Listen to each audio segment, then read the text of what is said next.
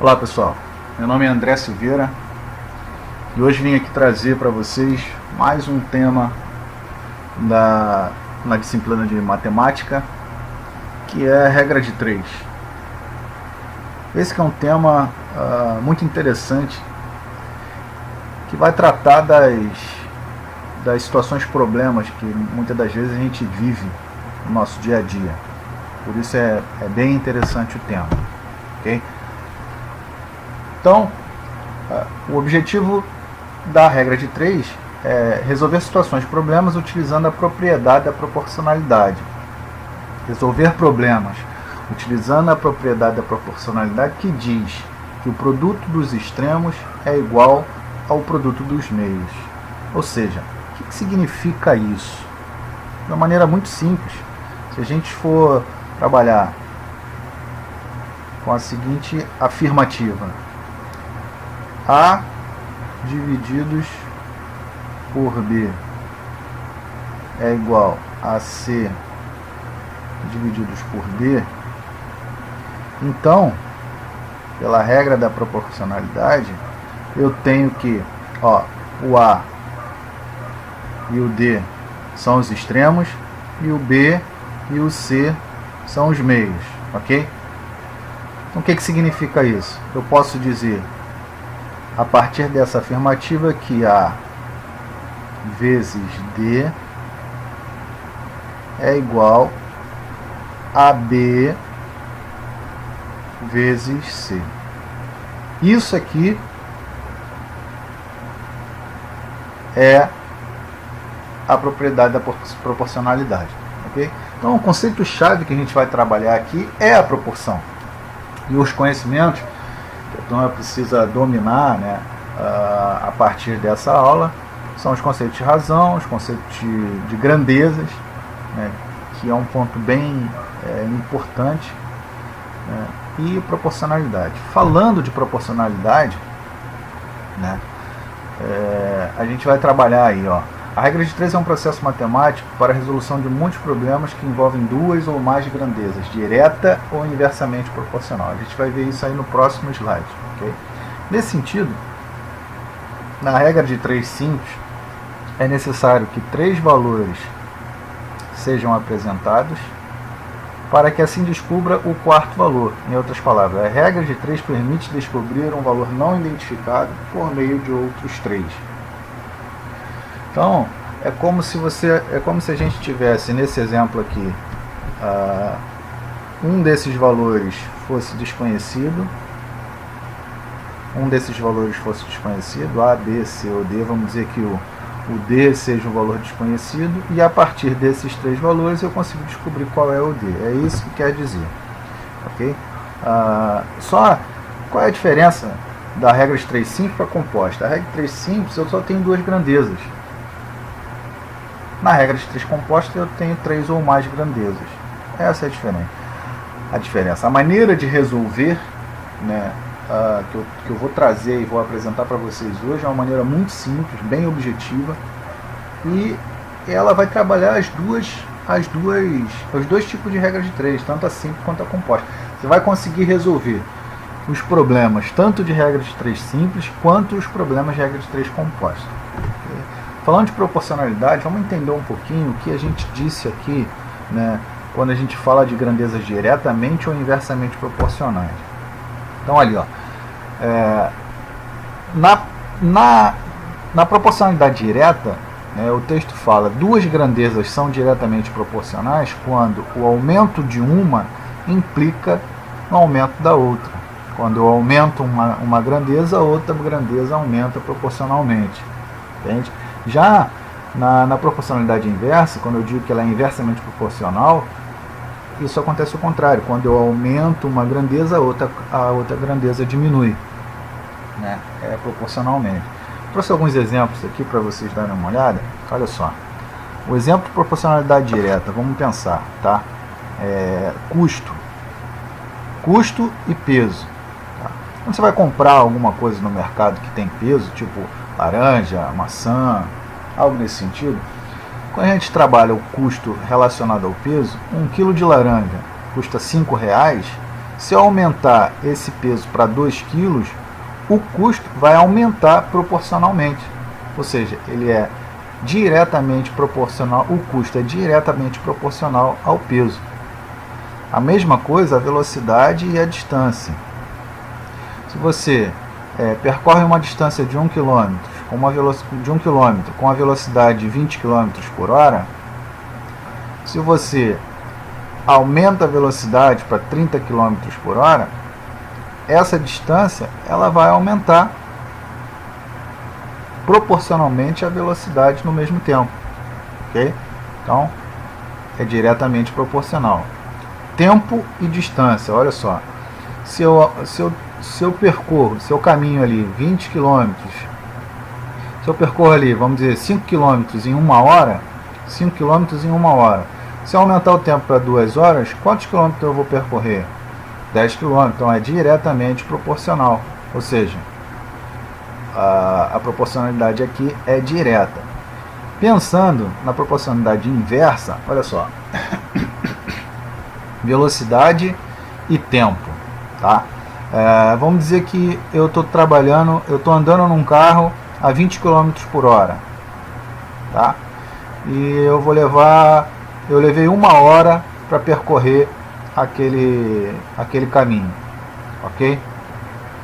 Se eu aumentar a velocidade, quanto tempo eu vou levar para percorrer o mesmo caminho? Ou seja, eu vou chegar lá mais rápido ou mais devagar? Se eu aumentar a velocidade, eu chego mais rápido ou mais devagar? Eu chego mais rápido, ou seja, eu diminuo o tempo. Então, se eu aumento a velocidade, eu diminuo o tempo. Então, esse daqui é inversamente proporcional. Olha aqui, vamos analisar essa daqui, ó. Trabalhadores e tempo. Se eu tenho 10 trabalhadores trabalhando ali um tempo de 2 horas para fazer um determinado trabalho. Se aumentar o número de trabalhadores, eu vou fazer aquele mesmo trabalho mais rápido ou mais devagar? Olha só, eu vou fazer mais rápido porque eu aumentei o número de trabalhadores, então eu vou diminuir o tempo. Então aqui eu aumento o número de trabalhadores, o tempo de execução daquele trabalho diminui, então é inversamente proporcional. Olha só o outro exemplo, ó. Vazão e tempo. Eu tenho uma caixa d'água de 500 litros e eu tenho uma torneira que enche essa caixa d'água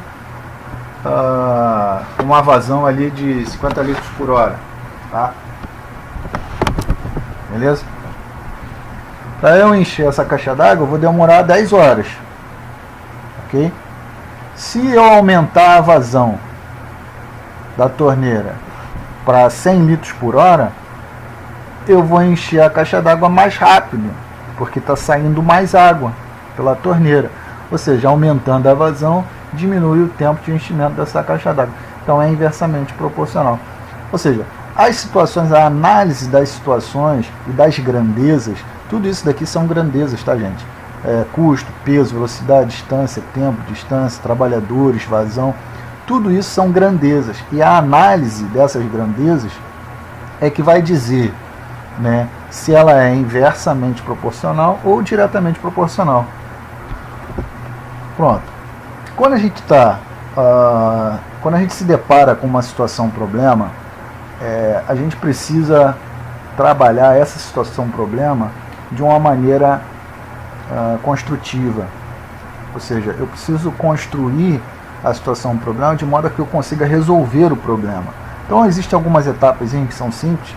Eu vou passar para vocês. Por exemplo, ó, inicialmente fazemos a identificação de cada grandeza apresentada no problema para que possamos colocar essas grandezas de forma em colunas, uma ao lado da outra. Olha só, temos aqui essa situação problema. Essa situação problema aqui, ó. 20 máquinas trabalhando 16 horas por dia, levam 6 dias para fazer um trabalho. Quantas máquinas serão necessárias para executar o mesmo serviço se trabalharem 20 horas por dia durante 12 dias? Olha só. Então, quais são as grandezas aqui, ó? Máquinas, horas e dias.